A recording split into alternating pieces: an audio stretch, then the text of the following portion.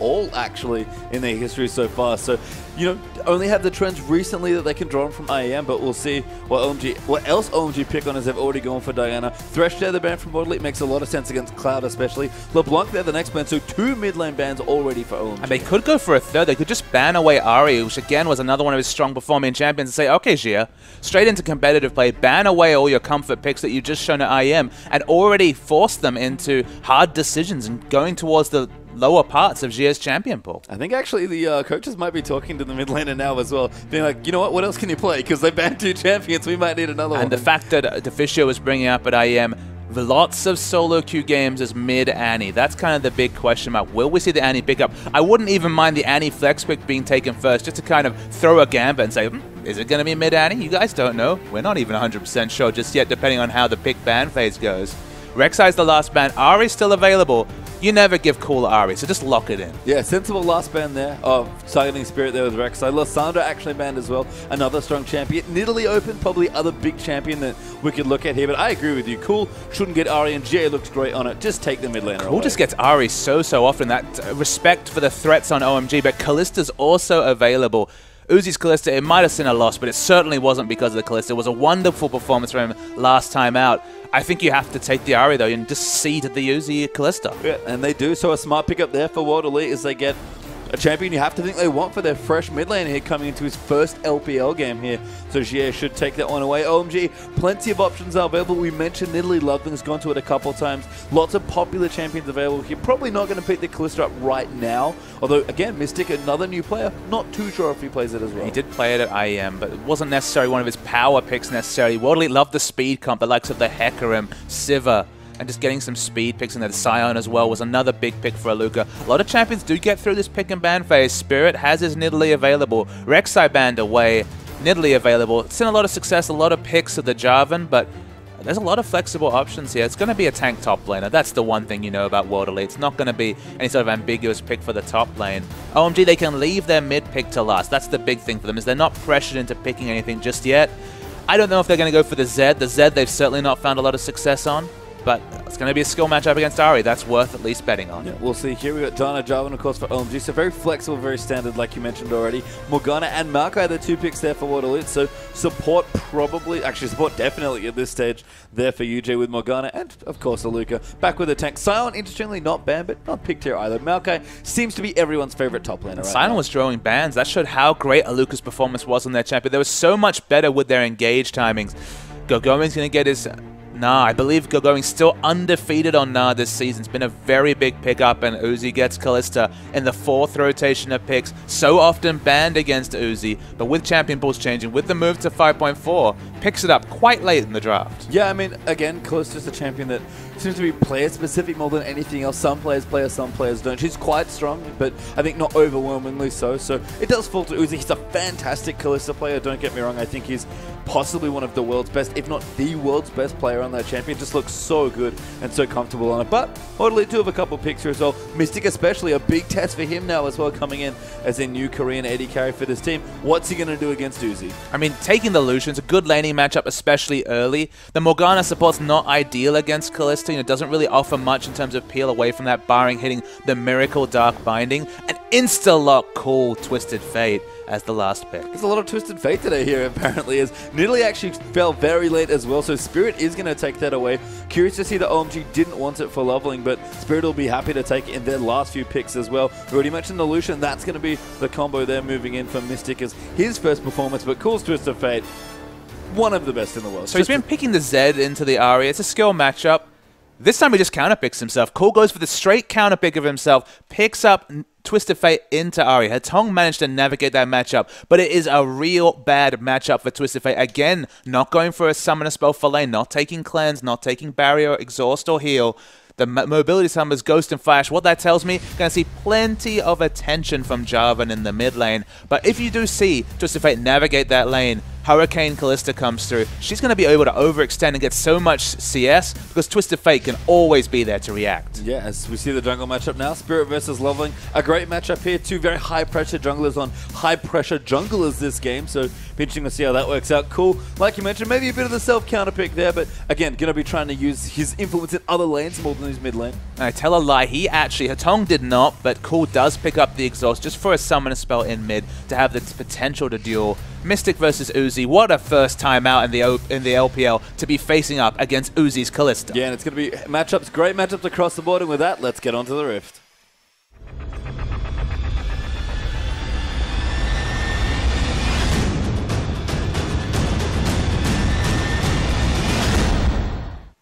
And welcome back onto the Rift here. OMG are taking on World Elite. It's World Elite's first very difficult outing back since IEM. The roster's been revived. We've got two new players here, but World Elite, they still have a very big mountain to climb up. And it'll be just so interesting to watch those new players. Jia on the Ahri does have the favorable matchup against Twisted Fate. Mystic, though, unenviable task of facing out Uzi's Callista in his first game.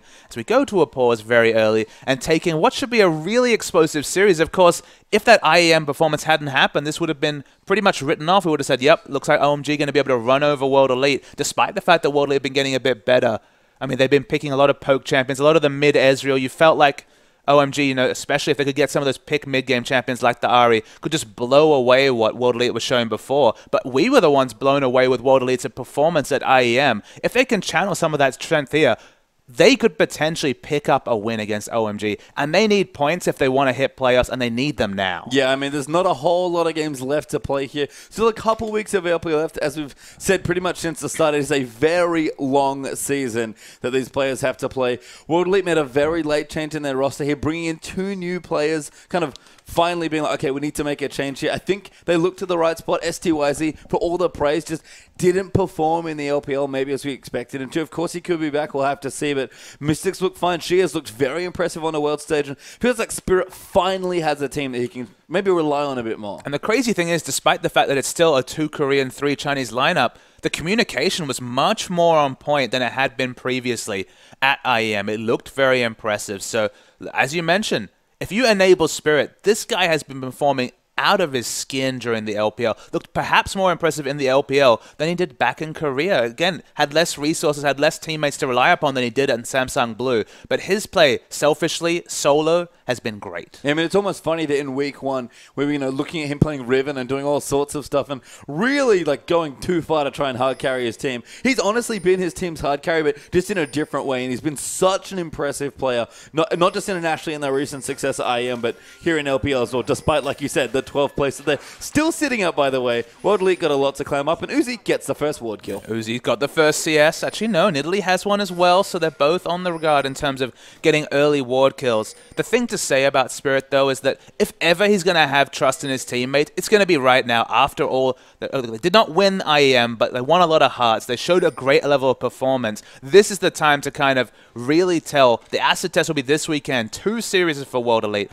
They need to get points, otherwise it's going to have to be just promotion relegations being navigated. There won't be any hope of escaping or trying to assault the top spots. No, and the first one's a massive test here as well. As you can see, Spirit just hanging out in the brush, having a bit of a giggle there, rolling around in cougar form. It's nice that you can now use both of your,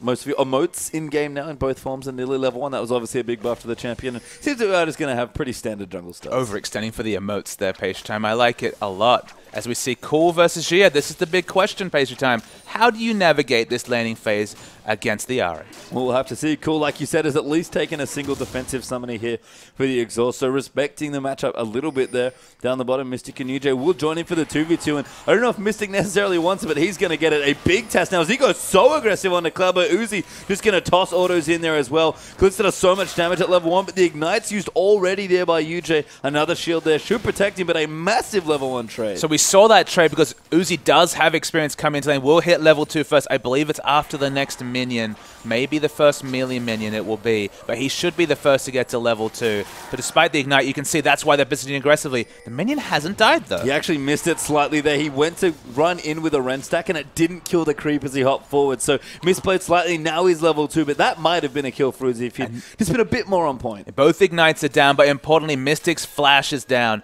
We already mentioned how hard this was as a first-up challenge for this Korean AD carry. Uzi's Kalista, just watch it. It's going to do crazy things this game. And it's so funny to me that Uzi on almost every champion, even in Janna lanes, is willing to play this aggressive as Cool. Eats a spear there by Spirit. Xie just misses the charm, and Cool answers back with some good damage. The flash was used by Ari, but great pressure early on by Spirit. Yeah, both players use their flash, but that's definitely in Twisted Fate's disadvantage. Only has exhaust in laning phase now. Ari's always going to be pushed up, looking aggressive. Might see the ganks coming through from OMG, but gonna need to relieve a lot of pressure because Twisted Fate with no flash against Anari looks like a free kill. And again, down the bottom lane here, Spirit will actually clear out a couple of creeps from stuff. Does get his red buff now, so might even return for another look, potentially in the bottom side. But Uzi, even with a Janna in his lane, we saw this at Worlds, I believe, last year when he played Janna Vayne into any 2v2. Just so aggressive. Yeah, Janna Vayne, Janna Tristana, those were the lanes he was playing at World Championships. And again, it's the aggression that's the trademark thing about Uzi. It doesn't have to be playing Caitlyn to make you fight for every CS. Plays so aggressively in lane. I also like, though, that Xie is so confident with the 2 wards he has set up, not at all accounting for Loveling's gank pressure, and trying to zone Twisted Fate off the minion wave in mid lane, using the counter matchup to his advantage. Yeah, and I like that. I mean, again, new player here. First couple competitive games have come quite recently. First major LPL game, or first ever LPL game actually, will be here. But you have to take it. You Cool picked this matchup. It's not disrespectful necessarily, but at least he's accepting that he's in a weak spot. You have to take it to him. That's what's expected of you in this spot. Yeah, Cool had full information. He's a noted Ari player. He knows how the Ari Twisted Fate matchup goes, but was just happy to take it for team comp because he knows that if he can get pressure in the mid lane, Uzi's going to be able to so overextended knowing that he has Destiny to return. Spirit actually registers there. Awesome play there by Spirit. Just nails the Spirit and almost assassinates Cloud. So again, continuing to blow flashes in lanes. Loveling is actually chasing Spirit around the jungle, and he's losing every single race. Wow. I mean, Spirit, this jungler is very, very impressive. You already know that if you watched IEM. Already putting out so much pressure, out-pressuring a Jarvan early on Nidalee. If you hit those spears, that's what you can do, even with the lack of CC. It's not any Jarvan, Papa Smithy. This is Loveling, one of the most aggressive and pressure-centric junglers in the world. So very impressive stuff for Spirit. He's powered up a little bit, it feels like, from his international trip. I'm not going to credit all of it to IEM. Spirit certainly looked good in the LPL, but he's almost coming back with a fresh burst of wind to move him through, and he just looks so good in the early stages. We're watching the mid lane. Now we see OMG working their way towards bot. Going to be spot out by a ward, but it's going to be cleared. Talking about Xie again, he did play a couple of games for World Elite Academy. He was on that team previously, so he does have a little bit of LPL experience, but to explode on the international scene in such a high-pressure environment shows that he's not going to be overawed by Cool. He's going to accept the fact that he's in a good matchup and play aggressively. And I like the fact that he can disregard the intangibles of lack of experience, of the big crowd, of all the attention, and play just like what he's played to propel himself to the top of solo queue. Yeah, Spirit's actually snuck himself into the top side of the map now, so going to do a bit of counter jungling potentially, maybe looking for the red buff. Deep pink ward, though, going to get placed down here, so I like it again. Early Warriors, Trailblazer, and Spirit, he looks best in the enemy jungle. That's what I'll say about him. So I like that he's getting in there early. He's just causing so much global pressure. Uzi, for all his early pressure, he hasn't been able to manufacture a massive CS lead. Credit to Mystic, despite blowing his flash early. Only 10 CS is the advantage. We say only 10 CS. That is a noticeable advantage for an AD carry, but Uzi's Kalista, we've seen 20, 30, 40 CS advantages at 10 minutes into the game. I guess Mystic's just happy it's not the Caitlyn this time, as Spirit does actually steal away the Raptor there, using the high burst damage of Nidalee's Cougar form Q to take it out. Nice little steal. Loveling continuing to chase after Spirit. Yeah, Loveling, again, he's actually watching a ghost, you have to say. He's trying to track Nidalee across the map, but Nidalee now level 5 has an experience advantage over Loveling, and just not much he's able to do. They continue to power through. This is patch 5.4, so we saw a lot of 5.2 Nidalee where she could solo down the dragon very early, had a powerful clear, still has a very respectable clear, but definitely isn't quite the jungling force she once was. No, but still very strong here. Going to clean out the ward there as well. Does throw a spear into Cloud, dissuades them from stopping that ward being cleared, and Spirit will get it. Aluka now in the top side of the map, actually a bit behind, going to go in quite aggressive. Is level 6, but not Mega now yet, so just bobs back in. A little bit of damage from the Hyper, and Aluka has to get back safely to his turret. The Loveling's been waiting in the wings. They look like they're going to go aggressively. There's the Destiny. Yeah, Aluka pops his ulti. He knows what's about to happen to him. He's got to be careful. Use the Twist Events maybe a little early there, Jarvan taking the turret. They go cool though, taking too much damage, and Maokai gets the kill. Going will get the trade, but very well played, Aluka. Despite the fact that it looked like Loveling had juggled the aggression well, it was just too much. The base that's too low is in the bottom lane. The trading continues as well. Xia is going to try and answer the pressure with as much turret damage in mid as possible. You can see Mystic's taking quite a bit of damage here. Uzi level 6 now. Might just throw Cloud on who's got his Ignite. UJ has to be careful. No level 6s here at all on the bottom side. Cloud still moving in. Uzi, I think, baiting him to try and kill Cloud so he can use the Fate Skull, but they won't bite. Mystic does get ignited, but he'll be okay, and mid tower does go down. So that's such a massive change in pressure. The first use of the Destiny we always track. Turret pushing in, gets an assist, but dies and gives up turret. Suddenly, the safe area for Twisted Fate to farm is looking really minimal. It is indeed, and she is going to go back as well here. Morellonomicon already done at 8 minutes 20. Granted, no boots yet, so a little immobile potentially on the Ahri without her ultimate, but still looking great. And again, she after one of the best possible starts you could have in his first big LPL game. Yes, snowballed Morellonomicon in a favorable matchup. After the Destiny, you know it's still about 90 seconds on cooldown. Very long cooldown at level 1. Not looking for any magic resist with his early pickups, just going towards a Morellonomicon. This Twisted Fate's trying to play around an Ahri that's already snowballed, basically from farming and taking a turret. But Spirit snuck down the bottom as well. He's got his Magus finished as well, so these spears landing will do so much damage. Uzi does not take the bait for the binding though, but you have to pick a target carefully. Uzi does flash there, and Spirit with the Black Shield on wanted to go in, but Spirit is going to miss. No hunted passive there, and he'll just back away. Absolutely. Jarvan is in the area, but as usual, Spirit's been the first one to initiate all this pressure this game. Jarvan waiting patiently. Don't know if he's been spotted by a ward. No, I don't believe he has. Uses the sweeper to confirm that. But again, Loveland's been on the back foot. Spirit's been on the front foot. And that's why the flashes are being blown around the map. And that's what opens up a 700 gold lead for World Elite. Yeah, and I mean, it's a little thing here, but Spirit, again, best when he's applying pressure to the enemy team, especially an enemy jungler. Loveling, like we've mentioned, just been chasing him all around the map. And even though Spirit hasn't had successful ganks yet, it's been enough pressure. He's blown enough flashes that his laners at least feel empowered to, play aggressively and stay competitive. I mean, it depends what you define as a successful gank. Of course, not kills, not gold credit, but the flashes. I mean, this is Uzi's Kalista. He's blown the flash of both Cloud and Uzi in this bottom lane from his aggressive ganking and just relieving pressure. Only 8 CS disadvantage for Mystic in this lane. Okay, it's a mid-game carry against a late-game carry with a bit of a lead, but they have the pressure advantage in bottom because of Spirit's play. And Twisted Fate, he's been playing so defensively because he doesn't even have a turret to retreat to. No, Cool is very afraid, and rightly so. Sentinel will spot Spirit out, though, so Cool has a bit of extra info to work with right now. Good pink ward, actually, there, just above Cool's head, as you could see from before, making sure he's a bit protected. And UJ going to clear up more Sentinels, but Loveling and Cloud really want to kill someone. Yeah, Loveling and Cloud, absolutely. Cloud is always looking for pickoff, because it doesn't matter if he's playing the Thresh roaming mid, or even just the Janna trying to get kill involvements around the map. Spirit continues to power farm, really wants to pick up the Rift Scuttler. We'll pick that up. And the top lane, nothing really to speak about. Massive CS advantage, though, that we haven't noticed. Understandable with the turret dive that came through, and of course, Going did live through all that, so could push in a couple of waves. But 65 to 92, that's bigger than I actually appreciated. Yeah, Going had a bit of an edge early on when we saw the first dive there onto Aluka, but has clearly built a very substantial lead for himself. And I love the aggressive phage coming through there as well. It's something that we don't see too often on us. They usually have to be ahead to build it, but it's just an item that's so good at getting you ahead and keeping you ahead in lane especially. And it's a ranged versus melee matchup, so it's not too surprising that Nar can run over a Maokai early. And a lane swap, they're about equal because, of course, they both have ranged wave clear. But in a 1v1 matchup, Going just going to auto-attack freely, with the Phage especially, and disregard everything Maokai's doing, even able to pick up a Spectre's Cow to respect Maokai's base damages. Is the Dragon? It's going to be started. Yeah, OMG have started that Dragon, like you mentioned, with Kalista, especially now that Uzi's got a pretty quick Hurricane already completed.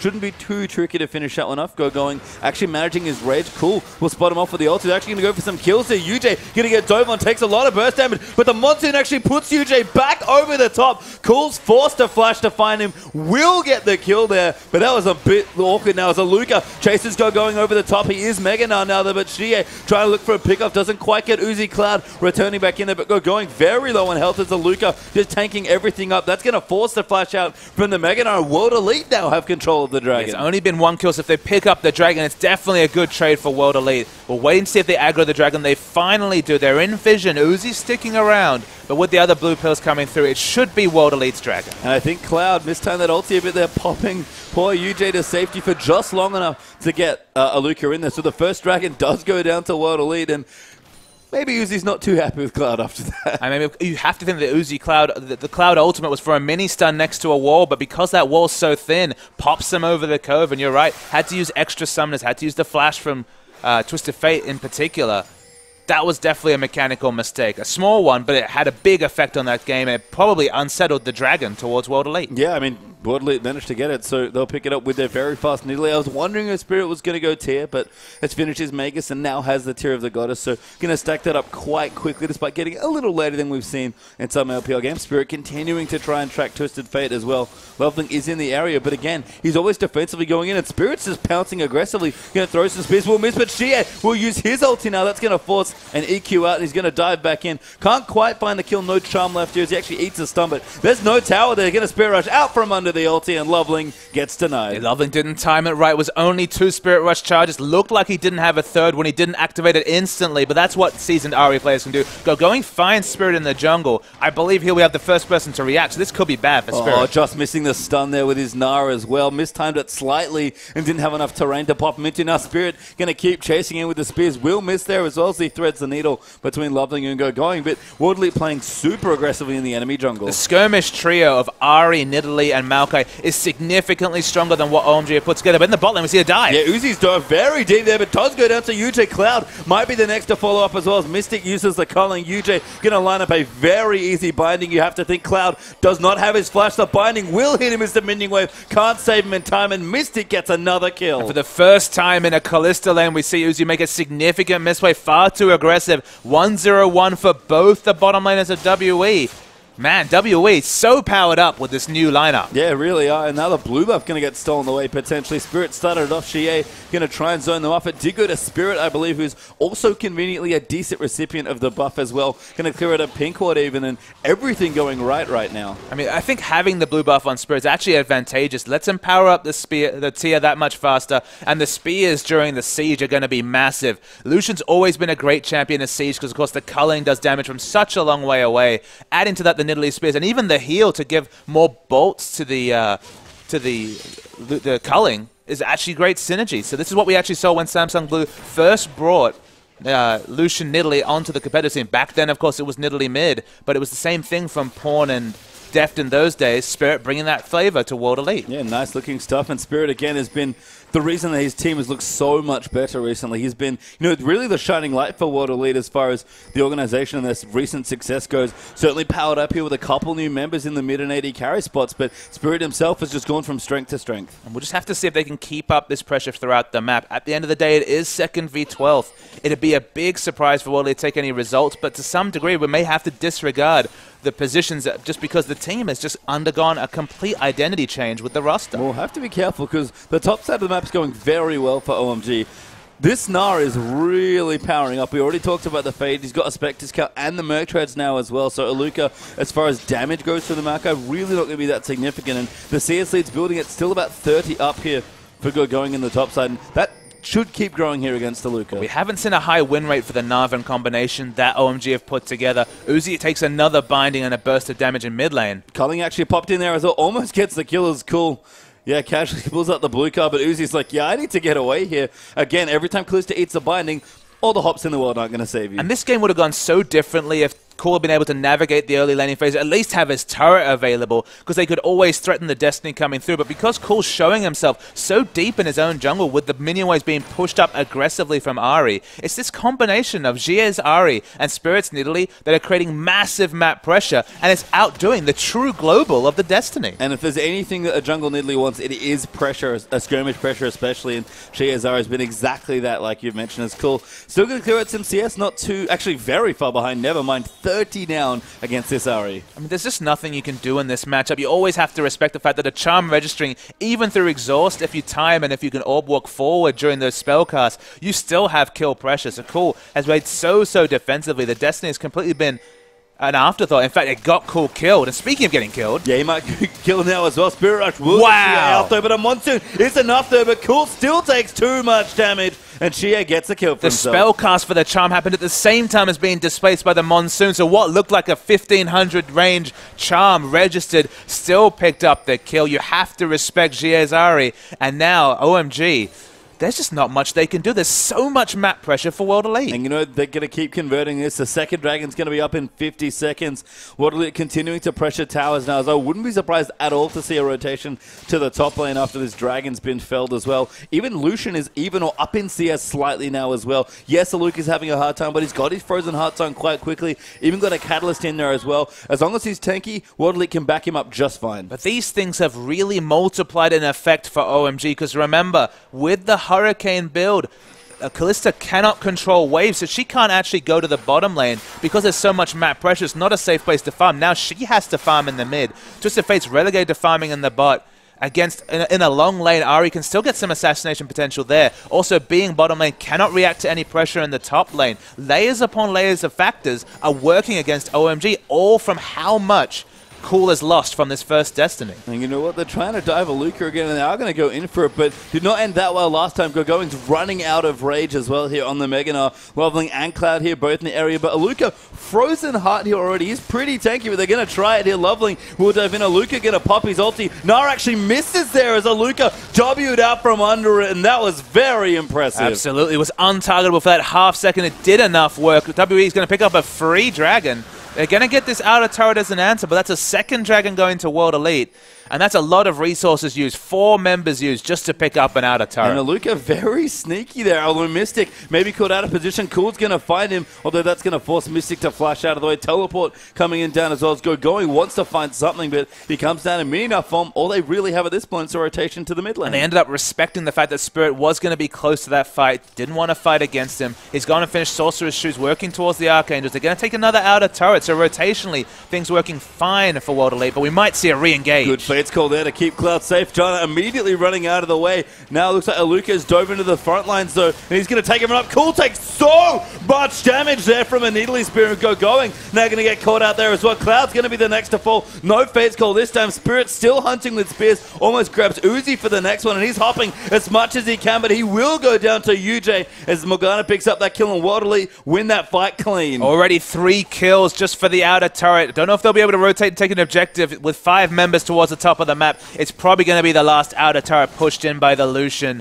Things just keep going worse and worse for OMG. They'll take the turret gold, but this kills the experience, the item disadvantages. Even Uzi has an item disadvantage against his other name AD carry. How many times have we said that in the LPL this season? I don't know if any so far, or very rarely if ever, as a blue buff will go over to Ahri here as well. Just so much pressure on the enemy jungle. Spirit still stealing away camp. Cloud might just get assassinated here as he almost goes down, dropping to about 1/3 of his health. Loveling even hunted as well, almost eats a spear for his trouble as he tries to get Spirit out of this jungle. And Loveling's a good Nidalee player. He's looked fine on it from the jungle, but I don't think you can give Spirit this champion anymore. And the big queries are Loveling and Cool this game. Loveling especially been following shadows, never got anywhere near Spirit. Spirit has been in all the right spots. Loveling's tried to counter-get. He's just been late every time. He has had minimal impact in this game. 0-0 and 2. Okay, 100% kill participation, but that's a little bit of a misnomer given just how little pressure he's had this game. And Cool, I don't understand. He has a penchant for counterpicking himself. Usually that's something we level at Dade, and you might think, okay, doesn't play that many champions, so sometimes might give himself in a bad spot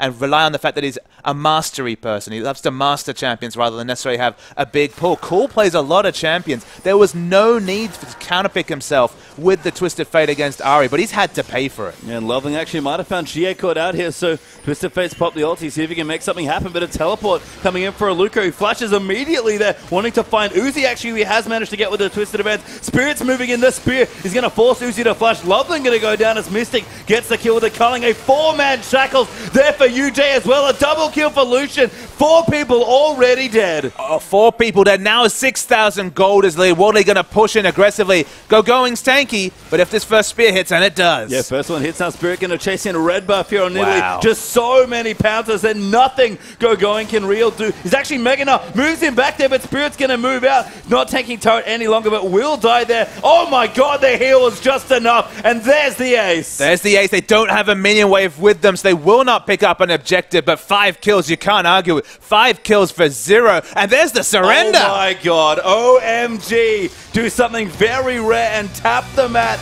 at 22 minutes. Look at Spirit, he's laughing. I would be too. He's like, look at all the people I killed. That's not a laugh out of humor. That's a laugh of disbelief. Last place World Elite. They're showing that IM is no fluke. It's only one game to talk about, but they dismantled OMG in that game. Cool looks very upset with someone. It's probably himself, honestly, going 1-4-1 on the Twist of Fate. Spirit, marry me is the call from the crowd. It's going to have a bit of competition. Get in line, I guess. I think so too. That in Italy, very wipeable there. Incredible play from Spirit and the rest of World Elite.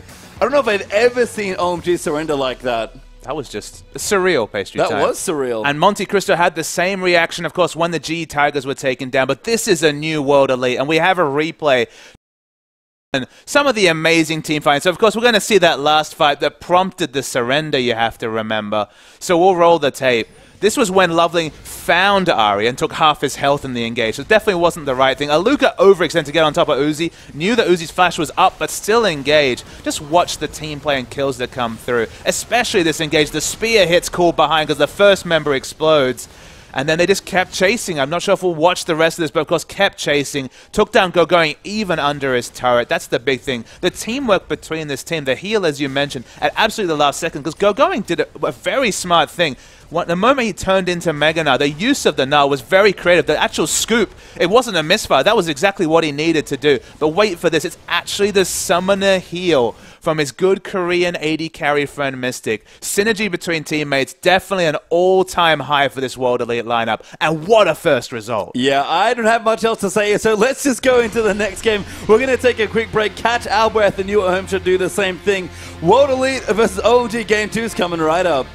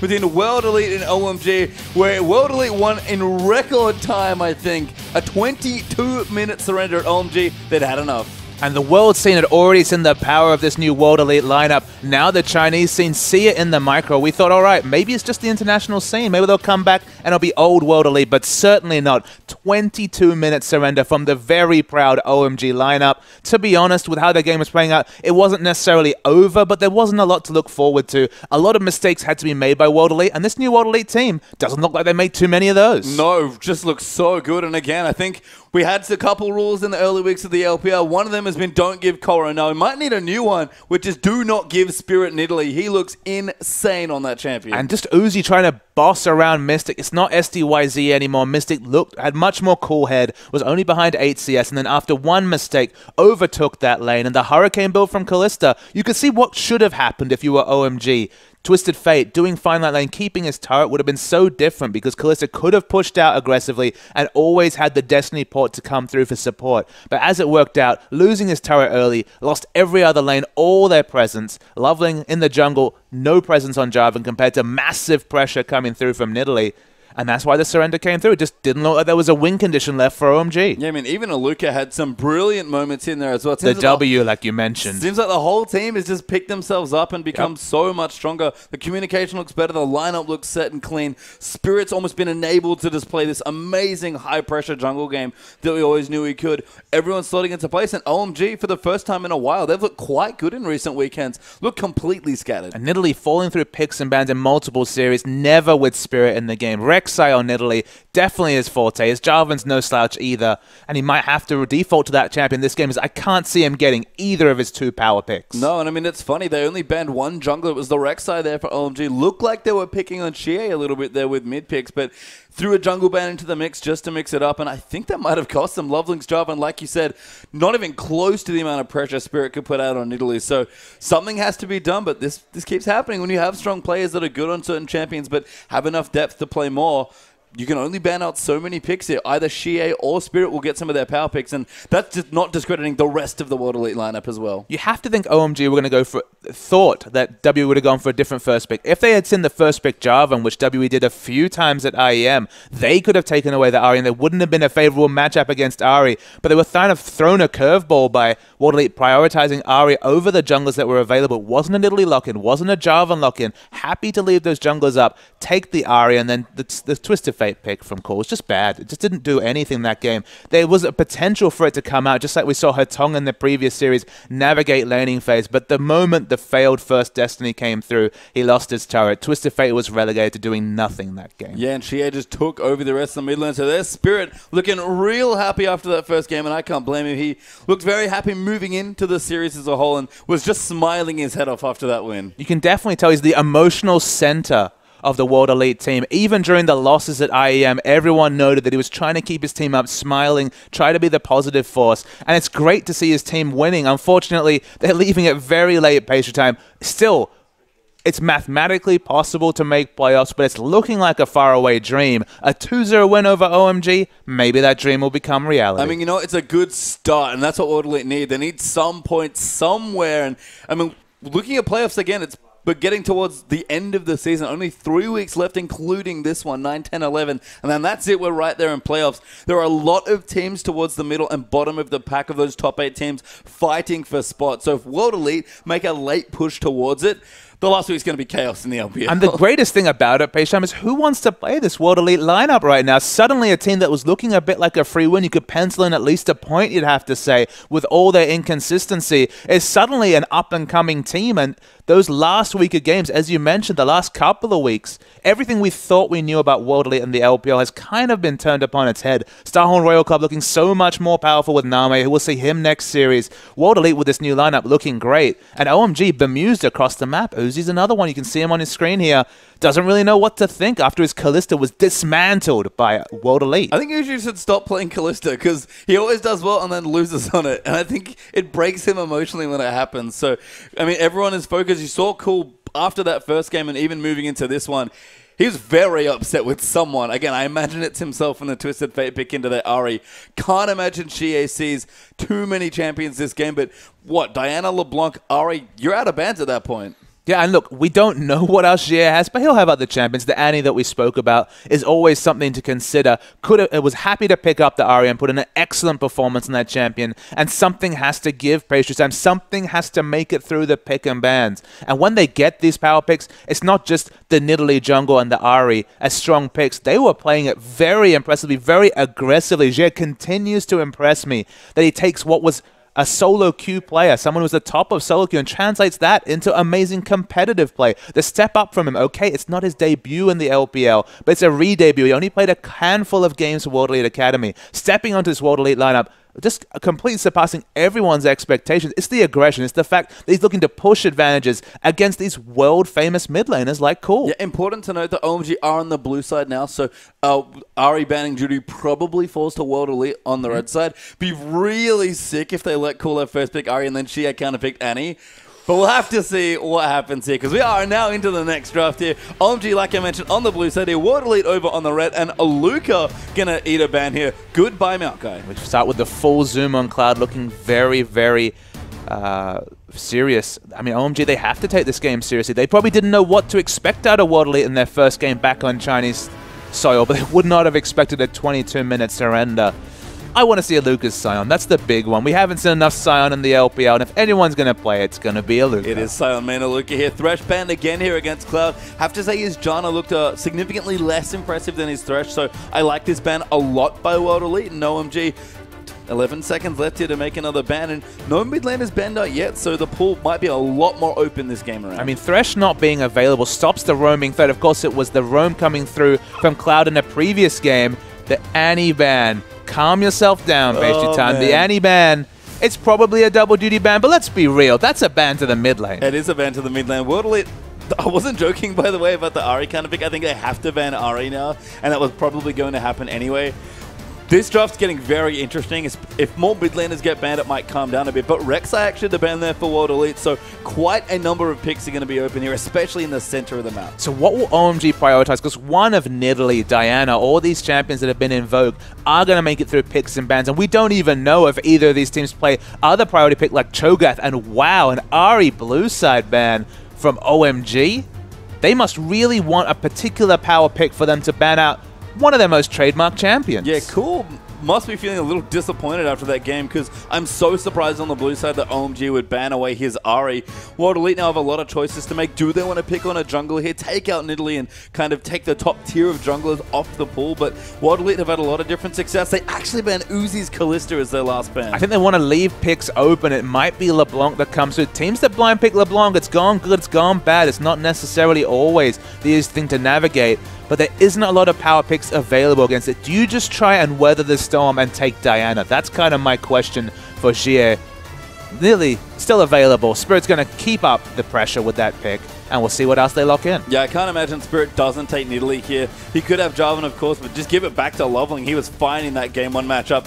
That would be cute, but probably not going to happen. I think World Elite have probably decided on one pick here, but we'll give them a little bit more time, because in the past, especially with that Ninja back on the roster, they've done some pretty funky stuff, but World Elite might just take some stuff they've started recently to get known for here. Seems like it will be Nidalee and possibly Diana as well. I'd love to see the Diana pick, just because Diana's so tanky with a couple of Dorans, builds so naturally into Abyssal Scepter, that look, it might be a Diana top, but given Aluka's champion, it has to be the mid Diana. You can navigate, weather the storm against LeBlanc. It's not much fun, let's be real, but you can navigate that laning phase, and then we've seen just what Jie can do on this Diana pick.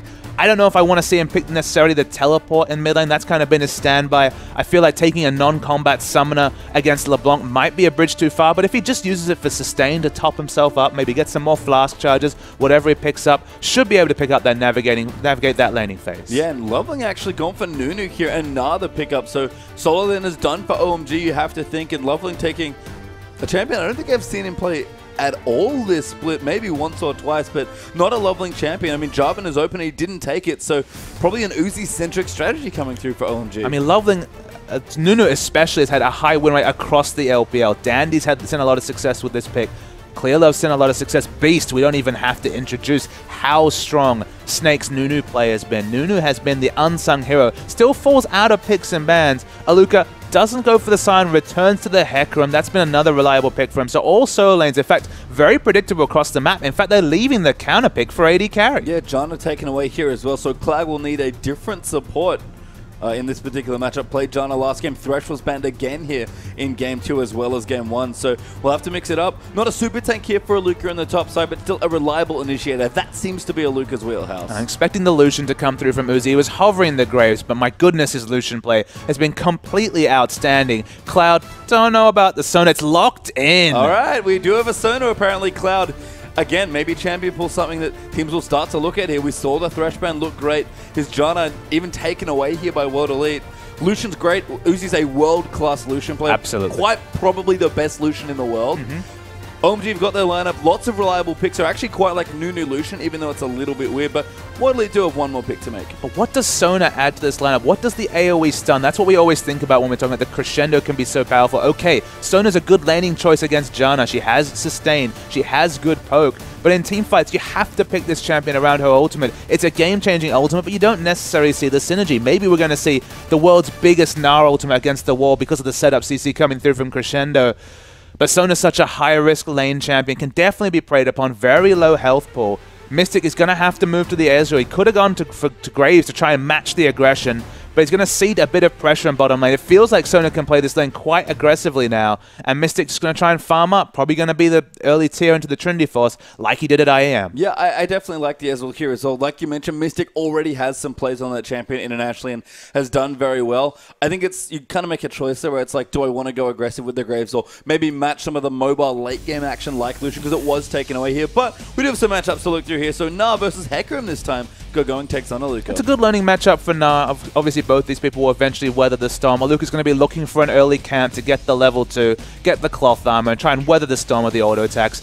Nunu from Loveland. That's the big question mark this game. We know what Spirit's going to do. He could not match Spirit's Nidalee pressure with the Jarvan pick. Can he do it with Nunu? I'm not sure, but it may be a little safer, you have to think here. Lucian versus Ezreal, though. These are two trademark champions for these two players, and Cloud doing something a little different here. I think Nami would have been a bit better, but, you know, maybe he doesn't play it, maybe he doesn't want to, but whatever reason, he's got the Sona ready to go, and let's see what it does here, because we're going to get straight onto the Rift.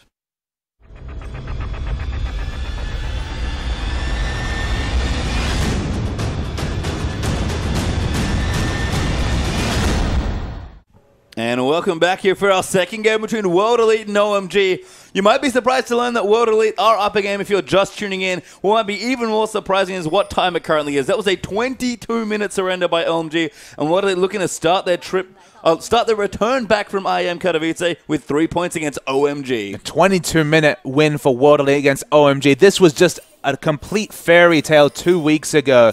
They made the fairy tale reality in the first game, but they need 3 points if they want to move off the bottom of the table. They'll be equal with Energy Pacemaker with just 1 win. They cannot afford to give away a second game, and that's a big ask against OMG. It's a bonus point for sure against OMG for this World Elite lineup previously, but for this current lineup, we don't even know what the ceiling is for this team. No, World Elite, you know, keep that potential very thin playoff dream alive, and the only way to do this is to collect as many points as you can now that we're in the back end of the season. OMG do aggressively warding through World Elite stronger, but World Elite have some good defensive trinkets down as well. It's going to be very interesting to see how these team fights and the sieges open up. Nidalee is usually complemented by a ranged wave clear mid laner. We've seen a lot of Barker Xerath with Nidalee, for example. Diana, she provides good things under turrets. We remember, of course, Vici Gaming running the Diana top lane and just trying to register the Q and go for the all-ins and be very, very tanky in the front line. Still going to be the same sort of thing from Diana in the mid lane. Will be deceptively an assassin after just weathering the storm in the mid lane, but although she has ranged wave clear and good turret damage, definitely not going to have necessarily the sieging power of LeBlanc, of the ranged auto attackers from OMG. Mystic might have to be a bit careful here. Cool's actually sort of hunting around, but World Elite have actually rotated around, going, and a host of trouble now. The Ignite's down as well. No spear there, unfortunately, for Spirit and Q not in range, but he's forced back very early. I mean, Aluka's Ignite traded for the flash of going and a flash timer. Around 7 minutes will be the flash. That's very good, because if there's a lane swap, even though it's only the jungle Nidalee, won't be able to flash away from the pounce, will be able to register the damage, could potentially be big problems if there's a lane swap coming through from Na. You have a buff steal away here as well, so if Loveling wanted to get creative with his early pathing and try and steal some camps away, World Leader already getting on that train early. Aluka is following Spirit right now. They'll actually go to the Grump, so looks like World Leader want to protect their AD carry in the lane swap. And biscuits are definitely in season pastry time. Very apt with your name, of course. Plenty of pastries available. I love the fact that Diana's gone a bit further into utility. You just need to get to this laning phase. Work your way towards a couple of Dorans, towards a Negatron Cloak into the Abyssal. So just get the extra regen at the cost of just, you know, a bit of buff duration. And World Leader still farming up though. Again, Mystic on the top side and the 2v1 now against GoGoing, who has no flash. So he will, like you mentioned, have to be careful. Bit worried about the early dragon with the Nunu on the bottom side of the map as Xie takes a bit of poke there in the mid lane, but all things considered, should be just fine for Water League. I mean, Ezreal has to navigate against this, away from this laning phase against Lucian. So, I mean, the kind of unfortunate thing for Water League is that Sona also gets to navigate the laning phase. Although we've said that Sona's pretty good in lane against Janna, it's definitely a good laning matchup. Sona, you know, she's still very gankable. There still was potential to get counter kills on that champion. Has the summon a spell Ignite. Is playing very, very aggressively. Nunu coming as well. The fast push, we thought it was gone with the tower reinforcements, but they're certainly going for it. Yeah, very creative there, and they're going to get it super quickly. Under 4 minutes, this first turret might fall, and we haven't seen this in quite a while. Once upon a time, this was a standby strat, especially in China. Uzi himself actually was responsible for a lot of fast pushes back in the day, but he's going to recreate a little bit of that here, and we might see the response here, which could be a push, but also a tower dive on to GoGoing. It's a return to memory lane pastry time, back to summer 2013 when we were casting the LPL. There was all these pushes, lots of Shyvana play, lots of early turret pushes, 6-minute inhibitors, I believe we saw, all sorts of shenanigans. And OMG, they're recreating it. They're on the Dragon now as well. Yeah, makes sense with the Nunu pick. Cool even able to zone Xie off there as well. Has to be a bit careful on the Blanc, but it should just be fine. Xie going to pop that additional sustain, so probably not going to die here, but that first Dragon should go over very early to OMG, and there we go. They do pick it up. Now they do, of course, have a melee laner in the mid lane, and you need points in your QB before you're able to range wave clear as Diana. Will they really commit to this fast push and send 3-4 members to the mid lane, use the Blood Bowl, and try and take down this mid turret as well? We'll have to see. Mystic somewhat freezing the lane there on the top side of the map. Spirit continuing to jungle with Aluka, so level 3 to level 2, although I think both quite close to their next level as well. Xie does hit a Q there onto Cool, but LeBlanc again, not particularly afraid of this matchup, especially with the more aggressive Dorans versus the Crystal and Flask. I mean, there's definitely no reason to be afraid. You just want to do as much pressure to Jia as possible. He's got the teleport, so he doesn't even have a combat summoner. You want to bait out the teleport, get it out early, force him to go back and sustain, and then try and take advantage. Because in terms of 1v1 kill pressure, anybody who's taking to teleport in mid's not looking for any solo kills. And I actually forgotten that Xie had taken teleport here.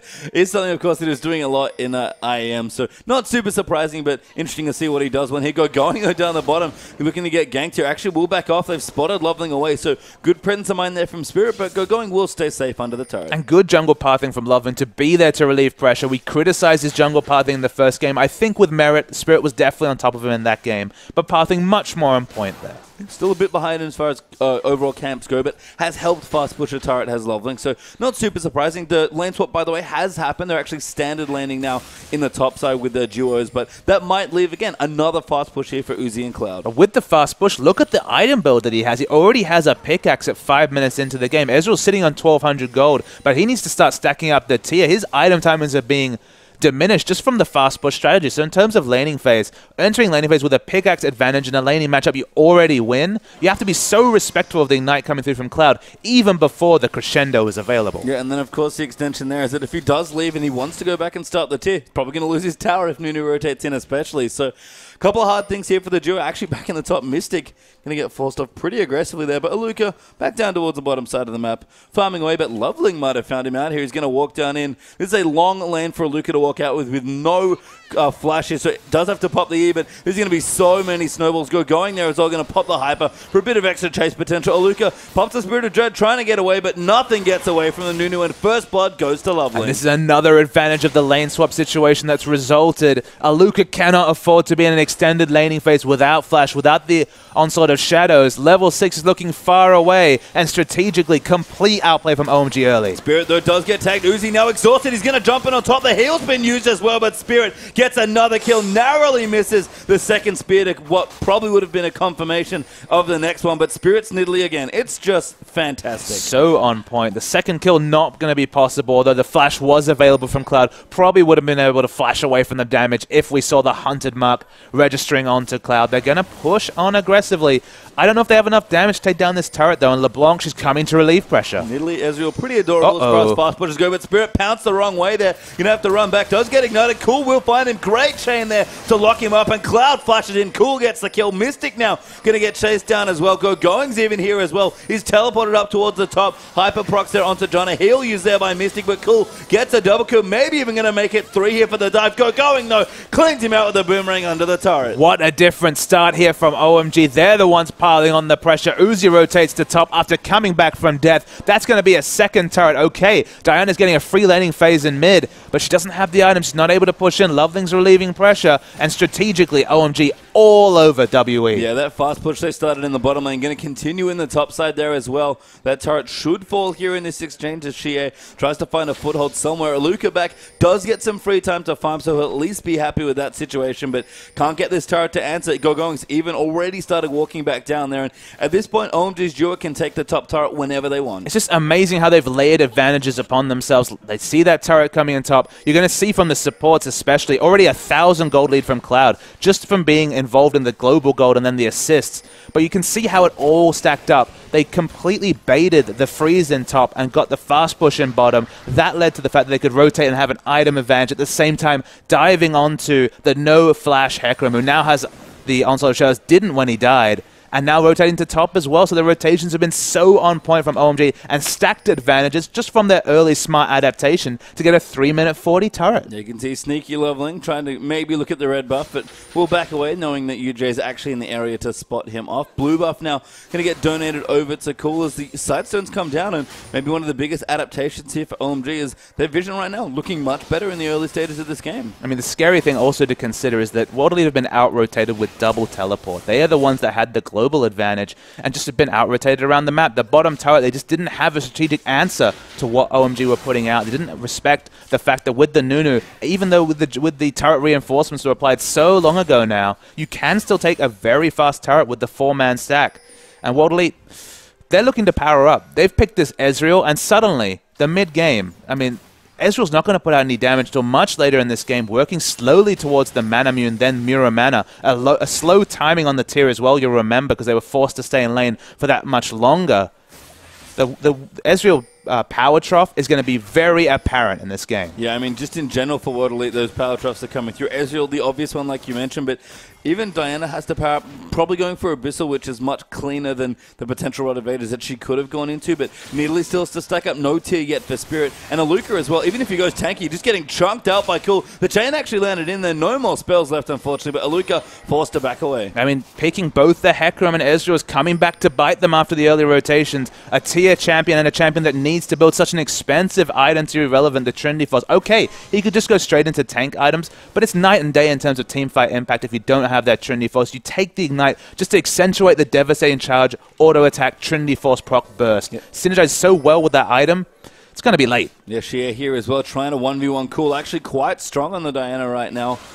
And would probably fancy a fight here. Actually, is going to start it off Cool. Fancies himself, just gets a bit of poke in there. Can't go back to his distortion on Shie. Forced to flash now. Flashes the first chain, but he's going to go back in. Cool, though, just dives on top of him, and no fight forthcoming. Yeah, Shie tried to open up distance, flashed away from the first chains, but just didn't have the sustain available. Was tanking minion aggro as well. Everything piled against Shie. Falls in the 1-for-1. And the 1v1, sorry. And, I mean, Mystic's relegated to just clearing minions in the mid lane. That's what forced Diana top. Again, the answering rotations for World Elite are answering, just getting the minimum or the worst of every of the strategic choices that OMG have put forward. The Dragon is back alive now as well, and Nunu has already started with actually Cloud's help here, so probably doesn't need too much help. Uzi going to clear out minions in the bottom side of the map there as well, but OMG should have 2 Dragons fairly quickly at this particular stage of the game. The rest of OMG just farming out their lanes. everything going exactly how they'd like it to in the early stages. Beautiful blue warding around the dragon. There's just no way you can contest. Double Sightstone very, very early. The pink wards are so aggressive around the dragon. World Elite are dreaming of getting that far down the map to get any warding in, and now the crescendo's available, and maybe we'll see the Sona pick come up big. Loveling steals away the Gromp there as well, so even more jungle being denied away from Spirit. And I mean, Nunu, not necessarily a massive counter jungler, as we see is cool. Actually trade very nicely. But Nunu is so good at controlling high-pressure junglers, and you have to think that if there's ever a counter to Spirit as a player, it might actually be Nunu. And the evolution of counter-jungling that we sort of talked about in Season 3, where it was like wrecking people's camps, taking away buffs, has evolved into the control jungling of Double Sightstone, getting lots of vision in the enemy jungle, and making the enemy jungler predictable. If you can control the enemy jungler's movements, which you have to say Spirit did with his aggression in the first game, in this second game, it's all about Nunu putting down the wards, making the movement of Spirit predictable, and just the rotations, because of course World Elite running around the map trying to collect CS where they can because they have so many power troughs that they're trying to power up on that they just can't afford to be choosing fights right now. They're getting dictated upon by OMG, just in the same fashion as was the exact opposite case in the previous game. Yeah, they really are, and it's just with a bit more defense and some smarter play here, and Spirit just can't get into Loveling's jungle to really mess around. And, you know, you have Vision of the Nidalee.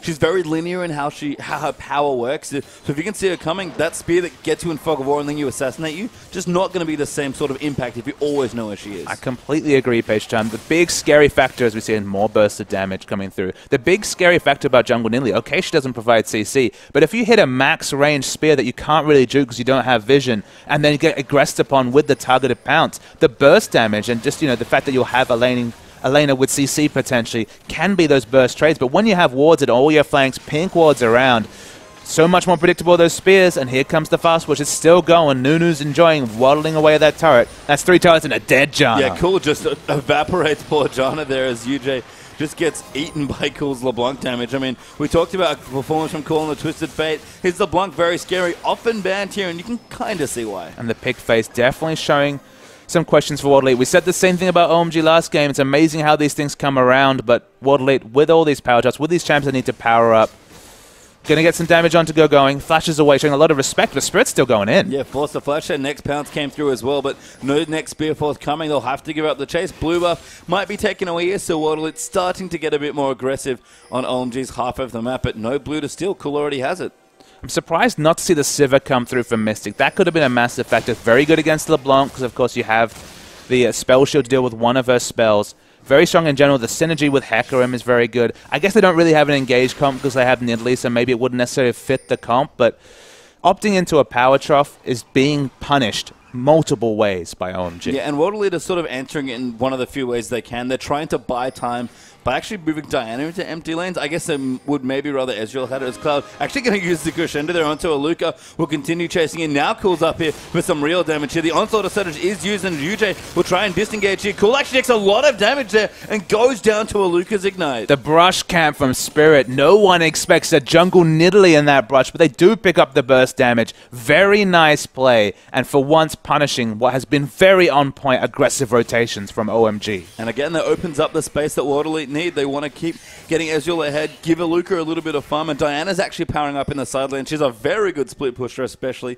with the Abyssal Scepter now done. I mean, the Abyssal Scepter, as you mentioned, it lowers the magic resist of the minions. So what would it originally need? Some auto attacks, maybe a application of the passive, is dead minions very quickly. So it's a great item. It works well against what Cool's providing, but suddenly she's getting collapsed upon. Oh, Q missing there for Xie, and he probably can't really chase in now. Uzi going to move back in, but Spirit's actually down here. They fancy themselves a 2v2. UJ's down here as well. Cloud's down, but no ulti available for Sona. Spear will just go away there. Uzi even dashed away just out of respect. So no kills forthcoming in the bottom side, and Dragon is back in a minute 45. Yeah, good pathing from Spirit. He's been very on point in that regard. A lot of this game's been played around him specifically. They just haven't been able to react to the fast push coming out. But then the second tier in the item space through time, Phage, and at least he does have the home guard. So maybe we'll see that miracle home guard engage coming through from Aluka. But the only person with a power spike is the Abyssal Scepter coming through. And Cool does come to gank him yet again. Hecarim, we keep seeing this here. Actually going to turn in onto Cool, but no Spirit in the brush this time. Spirit of Dread keeping alive for quite a while, but Cool does get the kill. In fact, Loveling picks it up with a snowball. That means that Cool doesn't pick up the blue buff, so maybe that will be a relevant factor. May have already had one. Yes, already had one, so now they both have blue buffs. Spirit kind of trying to hang back. He is spotted by a ward, so probably won't be able to pick up an answering kill. Tries to kind of predict the distortion in and throw the spear, but can't find it instead. Relegated to just doing a little bit of split pushing here. Mystic still in the mid lane, by the way. Actually doing pretty well. Manamune almost complete with the pickaxe, and a Sheen here with a probable phage moving in for that longsword coming in. So, starting to power up, but still a while away from that Trinity Force Muramana. And I have to say, I love the build coming through from Uzi. I don't think enough AD carries on Lucian do this, but if, with the Infinity Edge nerfs, picking up a Brutalizer just to power up your Piercing Light especially, Brutalizer BF sword into a pickaxe is so much flat AD. He scales so well with cooldown reduction to keep that Relentless Pursuit at a lower and lower cooldown, and the refresh coming through after the first round of spells. You do so much direct damage, and it's not even RNG based. You're not even looking for the lucky crit. You can just blow people away. And Ghostblade, a perfectly serviceable second item there as well. So I agree, I love it. It's such a smooth transitional item here for Uzi, and he right to build it here is Mystic. Takes 2 spells and half of his health. Yep. That's a lot of damage coming through from Cole. He's level 11. The levels are already starting to come through. She is actually level 12 just from picking up CS across the map. Cloud, though, flash ulti's in there. Uzi now going to pop over as well. The rest of Waterly into defend. Cool really wants it, but distorts in aggressively and has to give it up. OMG, though, will be happy to push instead here, and not that much wave clear here for Waterly. Luca has to back, because of course has the home guard teleport. That's the only real chance of a counter engage. The big burst damage coming through that Hecarim. Now he chooses to stay, so they don't want a team fight. Looks like they're going to seed this dragon and swap it for the outer turret. I mean, they've got a little bit of poke here between the Sheen from the Ezreal and the Nidalee coming through as well with the Magus enchant done, but not that much power here for Waterly. OMG should be able to secure the dragon very easily for themselves with Nunu's consuming. Cool actually looking for a flanker. Luca now forced to TP, but does not have the home guard proc active. Waterly might fancy a fight instead. OMG is splitting up, and that dragon might be theirs. Yeah, but the person who split away is the LeBlanc, so look out for the assassination potential in the back. Cool's flanking here as well. The culling is popped by Uzi UJ. He's gonna pop up Loveling with a tornado, but Cool now gonna dive in. Does so much damage here and blows up UJ. Aluka gonna be soon to fall there as well. Mystic will be the third there as Loveling claims that kill, and Cool somehow still alive. Now Spirit gonna get chased down. Nunu throws a snowball. They give it up. Shie wants to assassinate going here, but Na's pretty tanky, and Shie just has to rhino on the Diana, but no good spots to go. The Boomerang's going to move in as well. Cool even going to dive in. A great ult there actually to dodge the damage, but Loveling gets another. Cool was expecting the turn, but it's another kill down for OMG, and the issue for Waterly is kiting backwards. They kited into the absolute zero from Nunu. So much space control from that ultimate. The culling was doing massive damage with the Brutalizer flat AD stack that we saw through. And again, you're kiting back with a Mimic Distortion available from Cool. Was able to assassinate and then get away. All the terrain working for OMG. And Spirit needs to watch himself against... Cool. Oh, that would have been a sick chain if he'd managed to kill him. Cloud actually going to get speared as well. Spirit might have found a kill. Does jump in for the pounce and gets it. He's ignited though. That might be enough to take him out, and Cloud does claim the counter kill. I'm sure the worth is being held around the OMG ears. 1-for-1 trading the support for jungle. Suits Cloud. He picks up the exit kill. Yeah, 117 now on the Sona. Sightstone done. Aegis actually already finished as a luxury purchase. Armguard done for Shie as well. So starting to build up some items of World Elite, but cool. Need to see Large Rod there. A lot of gold you have to think to spend there in the bank as well. And OMG just have fantastic looking scorelines at this point. And this is finally... Oh god, that's a Rabadon's death cap. It is a Rabadon's death cap. This is what happens when you give Cole a lane dominating champion. Remember, he counterpicked himself, picked a Twisted Fate into Ahri, was never likely to have much lane control. The thing about LeBlanc, it's very hard to pick a counter matchup. I mean, you can do serviceable things with the Diana, but just in all the rotational play, the moment the outer turrets are falling early, you know that multiple WE members with their tiers are going to have to respond and say, okay, I need to get to top lane to pick up the farm here, power up my tier. What better, what more mobile champion, especially on 5.4, without Kassadin really being a consideration, than LeBlanc to pick up so many kills in transition. 10 kill participation out of 12 for the mid lane Cool. Yeah, and Cool's just had a fantastic game, which, like you mentioned, is a turnaround from the game that he just played there against World Elite. We had in one more minute, in the last game, 1 more minute away, what OMG would be surrendering, but that's not what's going to be happening here. And for me, the biggest thing is the Heck Room. We keep seeing Ignite teleport here, and Cool completely exploited that this game. Well, I would say OMG completely exploited that, just taking down that early turret. That's the big factor, is that when they re-rotated Hecarim down bottom lane in a long lane, okay, you can clippity-clop, devastating charge away, but when there's a gank coming through from a Nunu with regular CC and you don't have flash, you don't even have the Onslaught of Shadows because it was such an early turret, you're right, completely exposed was a summoner pickup. But you never almost see that. That's why people go for that Ignite, both in solo queue and competitive. This is the first time we've really seen it completely dismantled. Yeah, and it's been a great job for World Cool jumping in. Once UJ does find a couple spells, and we'll chunk the Janna to about 50% health. Shie eats a boomerang there as well as OMG grouping for a turret here. Uzi, by the way, finishes Infinity Edge already, including his Brutalizer. So doing quite a lot of damage at this point. Mystic, though, has finished the Trinity Force. Manamune is up as well. So, again, starting to see some traction here as World Elite's team, but still 5,000 gold down. About 2.5 minutes away from the Mirror Man, about 620 stacks. So we'll be working his way slowly towards that pickup. That's a decent power spike coming through. Trinity Force is still going to be the pickup from Aluka, so he will have that. He's about 500 gold away from that. So there are some power spikes coming through soon. The Zhonya's, I think, is the only item that can really change the flow of a team fight, because if Xia can start to recreate some of his amazing form on Diana, be able to balance and being an assassin with being a tanky backline threat and then the stasis to reposition, I feel like maybe they can start to change these fights. But you see big pickups, even defensively. Randuin's Omen on going. Banshee's Veil completed on Loveling. The less said about the AP on Cool, the better if you're a WE fan. And again, if the critical strikes come through from Uzi, even he has assassin-like qualities with this build. Yeah, Cool actually posturing very aggressively in this side of the jungle here, looking for some picks. Might find Mystic here, but Mystic has some damage, but immediately Arcane shifts away when the Q comes calling. I mean, no reason to try and do a damage trade with Cool. He's so strong at this present point. Not a lot of wave clear unless Diana is present. Diana's split pushing with teleport. Mystic, only so much he can do to clear waves. Yeah, Uzi actually should get the turret and does. That gets feared there by Aluka, though, as the ultimate does come through. Still kiting away. A Gukra shown to there, move Spirit back, and Uzi still alive there. Flashes for the Inter Spirit, absolute zero. We'll get one kill. Slow down Aluka just a bit. A snowball there as well, as I'll continue chasing in. Cloud with the power code should be able to get it, and gets a double kill on the Sloaner. Shie gets caught there by Cool. Going now in a little caught out of position as Cool got out with a W.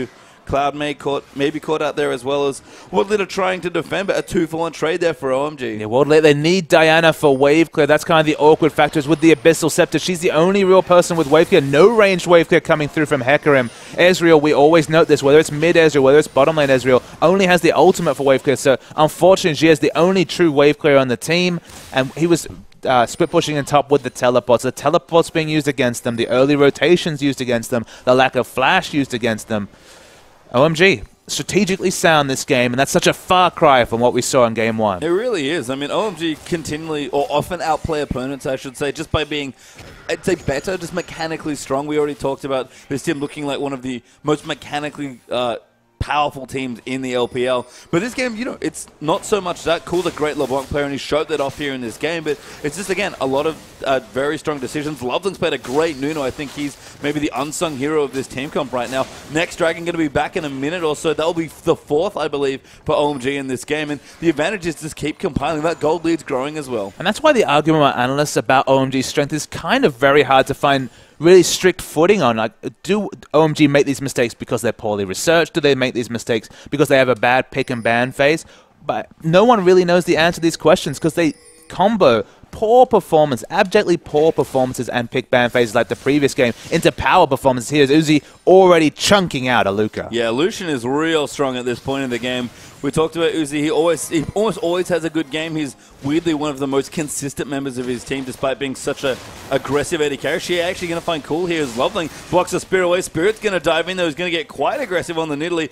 Going, just dodging that spear there as well. That 3rd Dragon coming up pretty handy in that one. Oh, missed the bounce over the Raptor wall, though.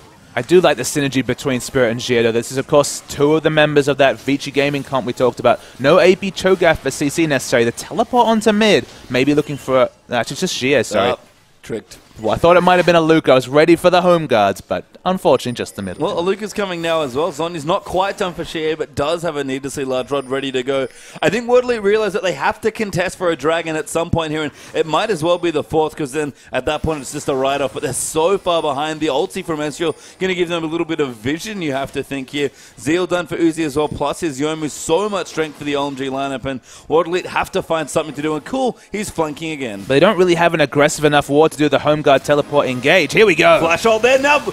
Sorry, LeBlanc going to dive in there, and a good amount of damage. The Dragon actually the only casualty so far. Lovely in a flash ulti back in there as Cloud will chase through as well. A massive Nardo stuns on the 3, a double there for Cool, as Shie's going to be the next target. Uzi takes out Aluka. The fourth comes through there, and Shie dies as well. A full ace for OMG. Unbelievable team fight from OMG. Firstly, Loveling controlling the choke with the absolute zero, but the flash double 9 to the flash mimic distortion instantly exploded 2 members, including Spirit, crucially in the front line. 5-man ace comes through from OMG. We might not see the surrender, but pastry time, I think it might be time. 19-4. So many advantages in the OMG court. And Uzi just starts up the Baron here as well, doing ridiculous damage on the Lucian. If you've never seen him play it, by the way, just watch Uzi here in this Baron fight even. Just elegantly moves between autos. One of the most mechanically sound players in the world, and even on something as silly as a Baron kill, just so wonderful to watch on this champion. It wasn't even really necessary though, Patreon, with just how strong LeBlanc was in particular. Just mowing down people. 226 is not covering himself in glory as Uzi, but is wonderful at this legend. We've seen it before, but blind pick. Goodbye, Spirit. Blind pick LeBlanc working out pretty good, as you can tell, from just health bars being deleted by the 9, 1, and 5 LeBlanc. Yeah, this is a very different performance for Cool. I said he looked upset after game 1, and coming into this one, I think he's answered quite well here with a first pick LeBlanc and really justifying its spot in OMG's draft at this point.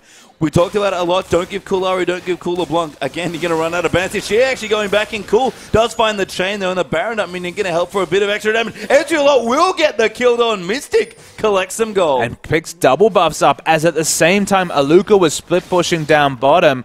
10,000 gold lead still, and Aluka needs to run from Uzi. Yeah. Uzi now pops his Ghostblade culling there as well. Aluka going to kite away from it around the terrain. Kind of clever, but going here with the random ones. Uzi maybe even looked to give it up, but never one to shy away from a kill, and actually going gets it. And didn't even have teleport to try the cheeky teleport away. Just dies as Loveling. What are you going to do against the tanky Nunu? Yeah, he's kind of having a couple of laughs here as he moves back and forth between autos. Cloud actually will join him in, so even less killable now, unfortunately, for World Elite. Spear gets sold again, and Loveling is having a pretty good time. Absolutely. Nunu's winning on the winning team. You can just saunter around, chomp on some minions, and wait for your team to take the advantages. I'm going to pop back in a mini-knife form, but a good slow actually landing there from the boulder toss. Zonius is now done for Shie as well. So, again, some item timings here for World Elite. Last Whisper on the way for Mystic, but Uzi just casually splitting down the bottom lane, mid lane, sorry. Does get the tower. Now is a Phantom Dancer as well. So, that crit we talked about, that's not that good with the Ghostblade, now in full effect with his Infinity. And there's only a Zonya's and a Glacial Shroud for armor, but the Uzi's been caught by the home guard. Actually could get caught here. Does go down. It looks like Aluka going to pick up that kill. A good disengage Monsoon will keep him alive, and Shie going to dive back in there. Gets 2, but Crescendo comes in. Going uses the Nara, and Spirit just gets destroyed, but Mystic, with the double buffs that he took away from LeBlanc, comes into the fight. A 1-for-1 trade only, though, as Gogoing's just too tanky. And Spirit's positioning has been far too aggressive. 6 deaths in 29 minutes. In Cougar form, trying to get damage has been picked off multiple times. So hard to get in Cougar form against all the space control coming through from Nunu. Whether it's the Snowball or the Absolute Zero, you have to respect that, as the normal mobility Nidalee has is just naught compared to what the CC that Lovely can put through. 508 on the Nunu. It's definitely a support hand, but a very deft one from Lovely. And you can see that World Elite do have some things here that can, when they go well, look good.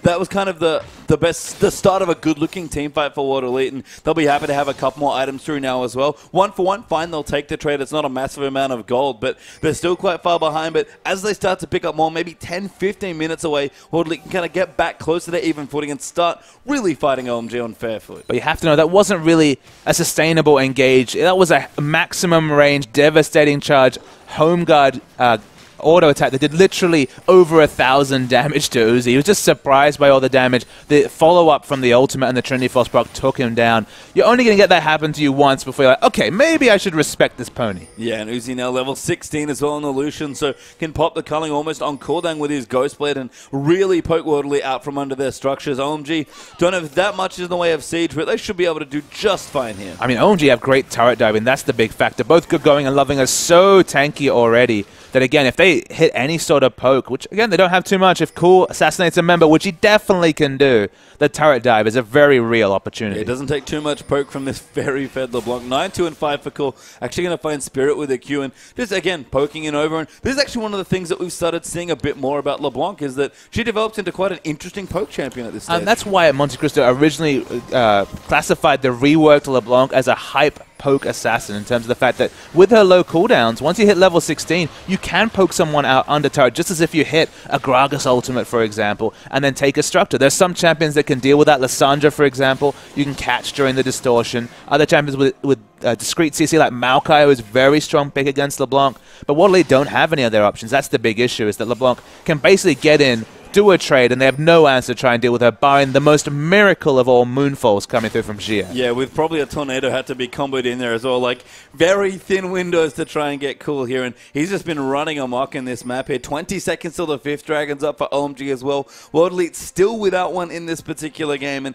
everyone going to go back to shop except Loveling, who's just going to eat the Scuttle Crab. Oh, he gets trapped. And Cloud is the richest support I've seen in quite a day. Locket and Mikhails. We're talking about 6,000 gold worth of luxury items for this Sona. Suddenly, in a team fight, she's going to be putting out a lot of damage, and even the resist is going to be very relevant. Yeah, Mystic actually may be caught there. A good flash ult gets to the UJ. Going to get melted next here as Mystic's already dead. Spirit off to the side set as well. Xie pops his zonies, but he's not going to live for too much longer. There's the 4th kill coming as Cool gets another 2 kills. Now Aluka getting chest down. Can't get away from the Yeti. Never mind the Sona. No flash hit. Does use his ulti to get away, but Loveling goes instantly after him, and Cool dives in for a 3rd. There's no words to express how good the flank was from Loveling. He walked behind the AD carry and channeled the absolute zero behind Mystic. Nowhere to kite back. The first 2 deaths were Mystic and Spirit.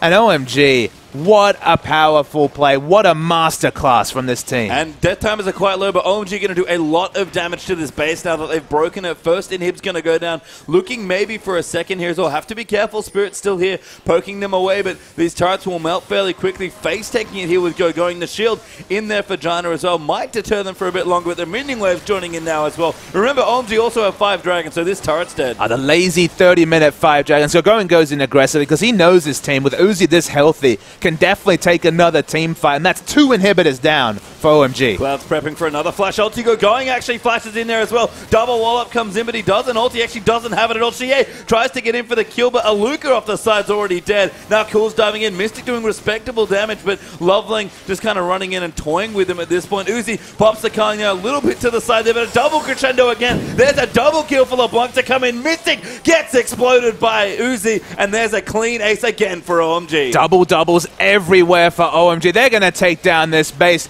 Probably a smart move to surrender if you can really have such really smart reasoned heads and come out with a massive performance in the second game. 32-6, just as one-sided a win for OMG as it was for World Elite. Yeah, very weird split almost between these 2 teams. Fantastic game 1 from World Elite, showing that, you know, definitely respect us. We're a much stronger team now, but OMG kind of flexing the muscle and saying, you guys are good, we're probably better. And every time you see one of these top junglers bring out Nunu, you wonder why they don't pick it more often. This champion doesn't see a lot of bans unless you're Beast from Snake, and it's so impactful. 6-0-15 is the score from Nunu, and the flanks in particular. I didn't even know you could flank as Nunu, but Loveling showed it, showing up behind people with the absolute zero. The space control was wonderful. Even the gank pressure was very good. Remember, taking out